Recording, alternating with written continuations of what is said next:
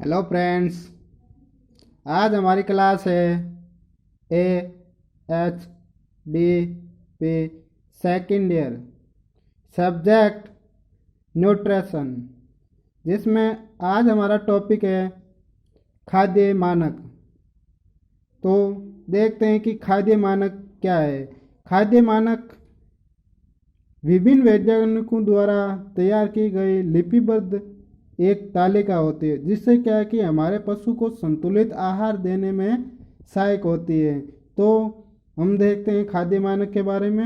और खाद्य मानक के क्या है कि पशु को जीवित रहने के लिए उसे अपने आहार में कार्बोहाइड्रेट, प्रोटीन, वसा, खनिज लवण, पानी तथा विटामिन की आवश्यकता होती है, और इनकी आवश्यकता की पूर्ति करने के लिए हम खाद्य मानक का उपयोग करेंगे। तो चलो देखते हैं।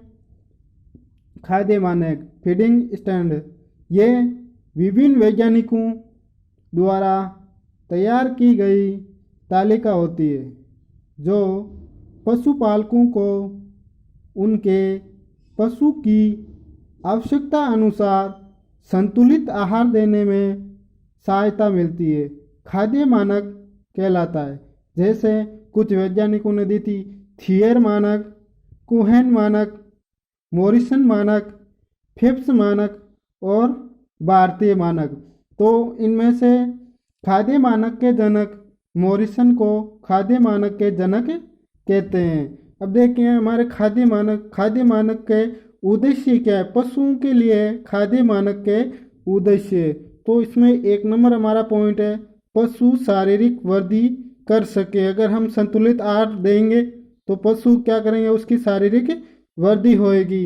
अगर संतुलित आहार नहीं मिलेगा तो पशु में विकृतियाँ, शारीरिक वृद्धि, ये कुछ भी नहीं होगा। नेक्स्ट अपना पॉइंट है, पशु अपने शरीर को सामान्य रख सके। ठीक है। नेक्स्ट अपना पॉइंट है, पशु अपना उत्पादन बढ़ा सके, जैसे अंडा, ऊन, मांस, दूध आदि। नेक्स्ट पॉइंट है अपना, पशु अपनी प्रजनन क्रिया नियमित समय पर सुचारू रूप से कर सके। ये हो गए अपने खाद्य मानक और खाद्य मानक के उद्देश्य। अब अपना अगला टॉपिक है खाद्य पदार्थों का वर्गीकरण। खाद्य पदार्थों का वर्गीकरण, तो देखते हैं खाद्य पदार्थों का वर्गीकरण। अभी खाद्य पदार्थों का वर्गीकरण क्या है कि 3 आधार पर किया गया है: तुलनात्मक खाद्य मानक, पाचनशील खाद्य मानक और उत्पादन खाद्य मानक।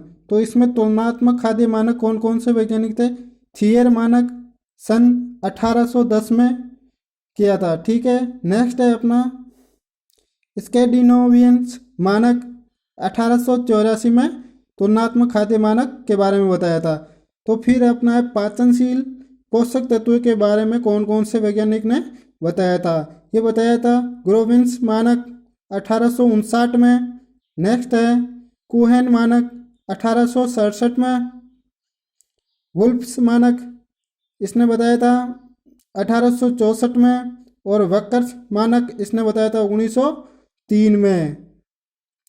सेवाजा मानक इसने भी 1912 में पाचनशील पोषक तत्वों के बारे में बताया था। नेक्स्ट है अपना उत्पादन खाद्य मानक। इसमें क्या है कि फिप्स मानक 1905 में, एक फिप्स नामक प्रयोगशाला है जिसके माध्यम से। फिर नेक्स्ट है अपना 2 नंबर कैलिनस मानक 1917 में। और आमेर स्वाइट्स मानक 1917 में। मॉरिसन मानक इसने भी 1915 में बताया था। नेक्स्ट है अपना राष्ट्रीय अनुसंधान समिति NRC के द्वारा भी उत्पादन खाद्य मानक के बारे में 1443 में बताया गया था। फिर है अपना ARC 1956 में भी बताया था। नेक्स्ट है 7 नंबर भारतीय खाद्य मानक 1957 में उत्पादन खाद्य मानक के बारे में बताया था। अब देखते हैं इन वैज्ञानिकों के बारे में क्या क्या बताया है। कोहेन मानक खाद्य मानक, इसने क्या बताया, इन वैज्ञानिकों ने क्या बताया? 1867 में इस वैज्ञानिक ने पशु के जीवन निर्वाह, उत्पादन, हार्डवर्क आदि को ध्यान में रखते हुए अलग अलग चारे की मात्रा निश्चित की थी। फिफ्थ खाद्य मानक 1905 में इस वैज्ञानिक ने चारे में डीएम ड्राई मटेरियल मतलब शुष्क पदार्थ व डीसीपी डाइजेस्टिबल लिक्विड प्रोटीन को पशु उत्पादन के लिए चारे में निर्धारित निश्चित मात्रा उपलब्ध की थी। फिर है मॉरिसन खाद्य मानक 1915 में। मॉरिसन को खाद्य मानक के जनक भी कहते हैं। इस वैज्ञानिक ने पशु उत्पादन के लिए खाद्य पदार्थों में DCP digestible liquid protein, TDN total digestive nutrition, calcium को आधार मानते हुए अलग अलग प्रकार से मात्रा निर्धारित की थी। फिर देखते अपने भारतीय खाद्य मानक 1957 में। भारतीय खाद्य मानक ने भारतीय पशु चिकित्सा अनुसंधान संस्थान IVRI इज्जतनगर बरेली में तथा राष्ट्रीय अनुसंधान संस्थान करनाल को मॉरिसन पुस्तक के आधार पर उपयोग करते हुए बताया कि एक भारतीय पशु को प्रतिदिन 0.04 पौंड पाच्य प्रोटीन तथा विदेशी पशु को प्रतिदिन 0.6 पौंड पाच्य प्रोटीन आवश्यक है। ठीक है। फिर नेक्स्ट पॉइंट है अपना वुल्फ खाद्य मानक। इन्हें क्या बताया है कि इस वैज्ञानिक ने 1000 IBS शारीरिक भार वाली गाय को निम्न प्रकार के खाद्य के पोषक तत्वों की निश्चित मात्रा निर्धारित की थी। तो देख ले यह DM dry material 24.S IBS DCP 0.2.5 IBS DCP 0.4 IBS और कार्बोहाइड्रेट 12.5 IBS। ठीक है। नेक्स्ट हमारा टॉपिक है खाद्य मानक के लाभ। ये पशु को आहार उपलब्ध कराने में सहायता करता है। पशु को स्वस्थ बनाए रखने के लिए आहार देने में सहायक है, मतलब पशु को स्वस्थ बनाए रखने में के लिए आहार देने में सहायक है। पशु को उत्पादन के अनुसार आहार देने में सहायता मिलती है। फिर नेक्स्ट है अपना खाद्य मानक से पशु के समूह का कुल आहार की आवश्यकता का अनुमान लगाया जा सकता है। नेक्स्ट पॉइंट है अपना खाद्य मानकों से पशु को शुष्क आहार, कच्चा प्रोटीन, पोषक तत्वों को निश्चित मात्रा का पता लगाना। इससे हम खाद्य मानक के माध्यम से पता लगा सकते हैं विभिन्न पोषक पदार्थों की। ठीक है। ये हो गए अपने खाद्य मानक के लाभ। अब पढ़ेंगे खाद्य मानक के दोष।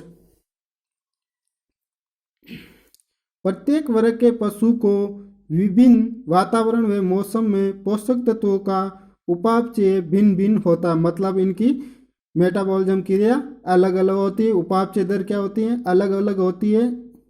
इनके दोष भी होते हैं, कहीं पोषक तत्व अधिक कहीं कम होते हैं। फिर विभिन्न स्थानों पर खाद्य पदार्थों में पोषक तत्वों की मात्रा एक नहीं होती, मतलब विभिन्न स्थानों पर खाद्य पदार्थों की मात्रा क्या है? एक नहीं होती है, क्योंकि भूमि में खाद्य पदार्थों की मात्रा अलग अलग होती है। पशु की वास्तविक पोषक तत्वों की आवश्यकता का पता नहीं लगता है। ठीक है। नेक्स्ट पॉइंट है अपना आनुवंशिकी सघन भी खाद्य मानकों पर भी प्रभाव डालते हैं। नेक्स्ट पॉइंट है अपना खाद्य पदार्थों की रुचिता व उसके भौतिक आचरण पर पोषण की पोषकता का असर पड़ता है। ठीक है। ये हो गए। अब कुछ ऐसे शब्द हैं जिनका पूरा नाम है डीएम ड्राई मटेरियल शुष्क पदार्थ, सीपी कच्चा प्रोटीन, एनई नेट एनर्जी प्राप्य ऊर्जा, एमई उपापचय ऊर्जा, एपी अवेलेबल्स प्रोटीन मतलब उपलब्ध प्रोटीन, एसई स्टार्च तुल्यांक। तो ये थे हमारे खाद्य मानक के बारे में। नेक्स्ट पढ़ेंगे कल। धन्यवाद।